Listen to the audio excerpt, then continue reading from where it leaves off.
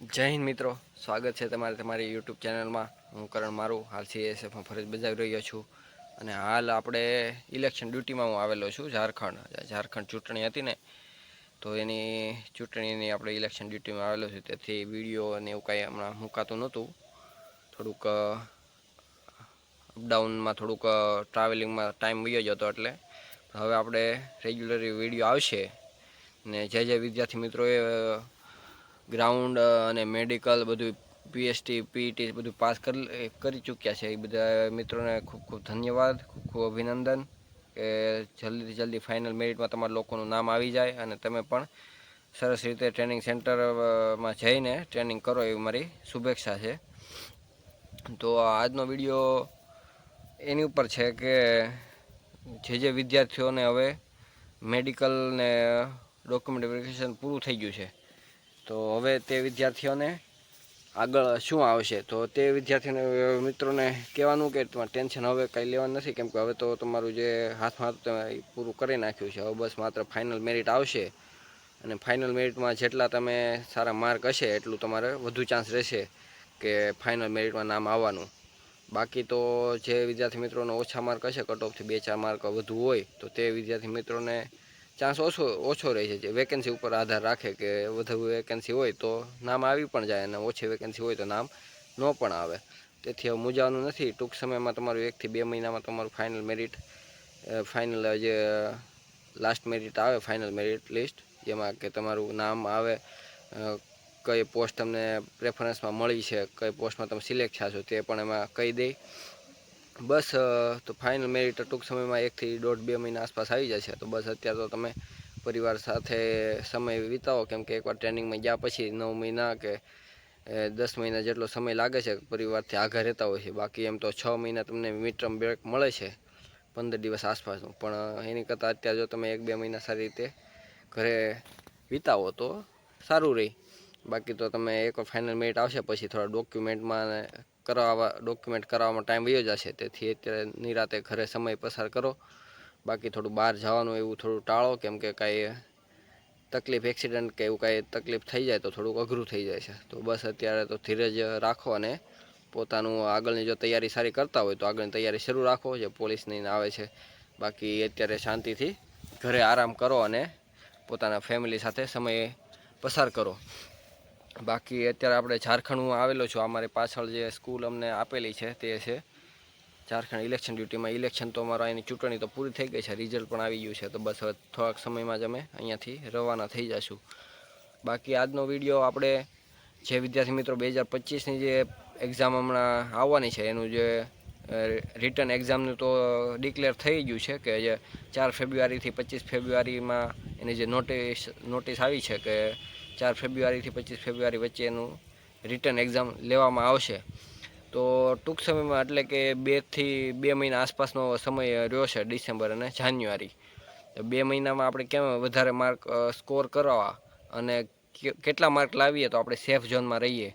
તો બસ મારું કહેવાનું એટલું કે તમે 100 ઉપર કે 110 ઉપર માર્ક લાવવાનું રાખો, કે ઓછા માર્ક આવશે તો આ વખતે કોમ્પિટિશન પણ હવે અત્યારે તમે જોઈએ જ છે કે 2024 અત્યારની પરીક્ષામાં જેટલું કોમ્પિટિશન હતું કે ઘણા વિદ્યાર્થી મિત્રોનું નામ ફિઝિકલમાં રિટર્નમાં પાસ થઈ ગયા, પણ ફિઝિકલ આવતા એમાં કટ થઈ ગયું। તો હવે બસ તમે 2 મહિના એટલી મહેનત કરી નાખો કે તમારું 100 કે 110-15 ઉપર માર્ક વ્યા જાય તો તમારે કોઈ છેલ્લે સુધી કોઈ ટેન્શન રહે નહીં। ને ટૂંક સમયમાં, એટલે કે 2 મહિનામાં તમારે કઈ રીતે તૈયારી કરવી, તો અહીંયા બાજુમાં એક લિસ્ટ આપી દઉં છું કે જો મેથ એટલે કે ગણિત છે તો તેમાં તમારે કેટલા ચેપ્ટર કરવા, મતલબ કે ચેપ્ટર તો તમારે બધા કરવાના, પણ IMP એટલા ચેપ્ટર છે કે એટલામાંથી મોસ્ટ ઓફ પ્રશ્નો પૂછાતા હોય છે। તો ગણિતમાં એટલા ચેપ્ટર કરવા, પછી એની પછી અત્યારે રિઝનિંગનું આપી દઉં છું, ને રિઝનિંગમાં આટલા ચેપ્ટર IMP કરવા, મતલબ કે એનું રિવિઝન વધુ કરવું, એટલે કે જેના પ્રશ્નો પૂછાય તો આપણે તમારે વાંધો ન આવે। અને બાકી હિન્દી ગ્રામર, જો ઇંગ્લિશ ફાવતું હોય તો ઇંગ્લિશ, બાકી તો હિન્દી તો ઇઝી આવે છે, તો હિન્દી ઉપર થોડું ધ્યાન રાખવું અને વધુથી વધુ તમારે પેપર, એના જે મોડલ પેપર આવે એ પણ સોલ્વ કરવા, જેથી કરીને જો પેપર તમારે કોમ્પ્યુટરમાં દેવા જાઓ તો તમને થોડુંક એમાં સહેલું લાગે, કેમ કે પેપર તમે જો એ રીતે મોડલ પેપર, ટેસ્ટ પેપર દીધેલા હોય તો તમારે ખબર પડી જાય કે આવી રીતનું મારે પેપર આવે છે, તો તમને ત્યાં પણ થોડુંક હેલ્પ મળી રહે. બાકી જો તમે પહેલી વાર પછી અત્યારે ખાલી તૈયારી કરો અને પછી જો ત્યાં પહેલી વાર પેપર દેવા જાઓ તો તમને થોડું અઘરું લાગે.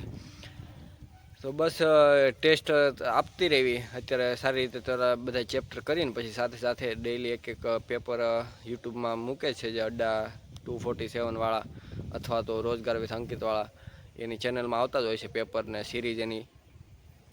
તો એમાં થોડુંક તમારે ધ્યાન રાખવું અને એ સિરીઝનું જે પ્રશ્નો કાંઈ નહીં તો ખાલી તમે સોલ્વ ન કરો તો તમે ખાલી એના પ્રશ્નો જોતા રહો કે આ પ્રશ્નો આવ્યો હોય તો મને આવડે કે ન આવડે, અને જો નથી આવડતો તો તે પ્રશ્નને નોટ કરી પછી ચેપ્ટર થોડુંક તમારે ડિટેલમાં થોડુંક જોઈ લેવું કે આ ચેપ્ટરમાં આ રીતના દાખલા મને કેમ નથી આવડ્યા કે મેં આ ચેપ્ટર નથી કર્યું.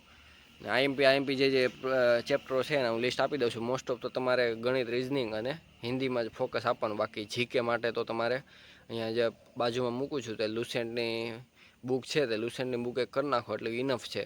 બાકી તો જીકેનું તો એવું છે કે ક્યાંથી પૂછે કાંઈ ખબર હોતી નથી, પણ મોસ્ટ ઓફ આ જીકે આ જે લુસેન્ટની બુક છે એમાંથી કવર થઈ જતું હોય છે. બાકી તમારે 6 મહિના આસપાસનું કરંટ અફેર જોઈ લેવું એકવાર, મતલબ કે રિવિઝન કરી લેવું એનું કે તાજેતરમાં કઈ કઈ ઘટનાઓ દેશ વિદેશમાં અને ભારતમાં બનેલી છે, તો તેને લગતા પણ પ્રશ્નો પૂછી શકે છે.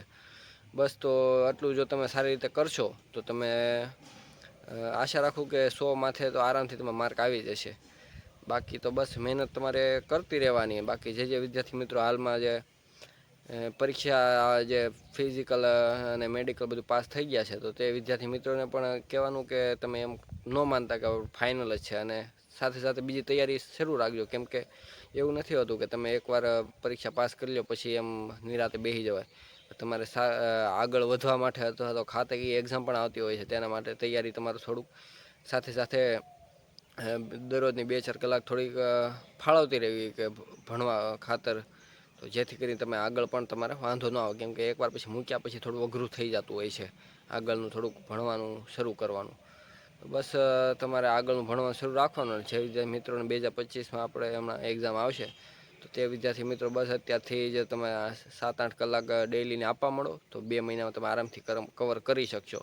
અને એક જે ટેસ્ટ પેપર આવે એ આપવાનું ભૂલતા નહીં, જેથી કરીને તમારે ટેસ્ટમાં કેટલા માર્ક આવે છે અને અમુક જે સબ્જેક્ટ તમે પાકા અમુક જે ચેપ્ટર હોય છે તે તમને ઓછા ફાવે છે તેની ઉપર તમને ખબર પડે કે આ મારે ચેપ્ટર ઓછું ફાવે છે અને મારે એની ઉપર વધુ ધ્યાન આપવાનું છે. બસ એ જ રીતની સ્ટ્રેટેજી હોવી જોઈએ કે જેથી કરીને તમને થોડુંક પેપરમાં પણ ઇઝી લાગે અને થોડુંક માર્ક પણ વધારે કવર થઈ જાય. બાકી તો બસ એટલું જ છે કે ગણિત, રિઝનિંગમાં થોડુંક વધારે ધ્યાન આપવું જેથી કરીને તે માર્ક કવર થઈ જાય. બાકી તો બીજું તો કાંઈ નવીનમાં છે નહીં. બાકી તો આ આપણી પાછળની છે જે અમને રહેવા માટે આપેલી છે, આખી સ્કૂલ જ છે.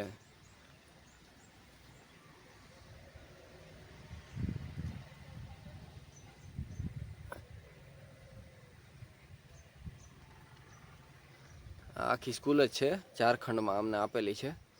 તો બસ અત્યારે તો અહીંયા રહીએ છીએ. બાકી તો એટલું કાંઈ થોડીક તૈયારી પણ આપણે શરૂ છે સાઈડમાં, એટલે તૈયારી પણ કરતા રહીએ છીએ. બાકી આવી રીતે ઇલેક્શન ડ્યુટીમાં ને એમ થોડું મજા આવે, થોડું બહારનું બધું જાણવા મળે, જોવા મળે. બાકી ટાઈમ પાસ થોડો કરીએ ને બાકી તો પગાર તો આપણે શરૂ છે એટલે વાંધો નથી આવતો કાંઈ, એમ ઘરે થોડોક સપોર્ટ મળી રહે.